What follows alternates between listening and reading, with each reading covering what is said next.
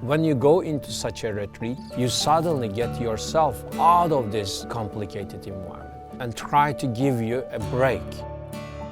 That break, you don't have so many life-threatening elements. You have only an unprocessed, very nice food, or no food at all, just fasting, which is our original program is based on.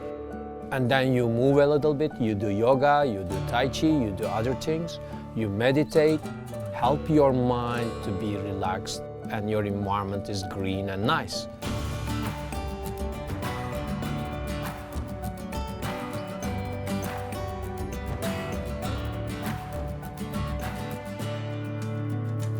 Then your journey starts. My journey started like that. I just said, okay, how can I do that in my own environment?